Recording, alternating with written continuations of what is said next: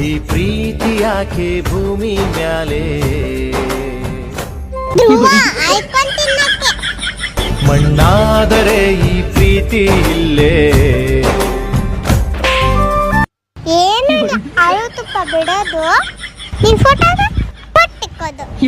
ಕೂಗಿ ಕೂಗಿ ಕರೆದರು ನಾನು ಕೇಳಲಿಲ್ಲವೇ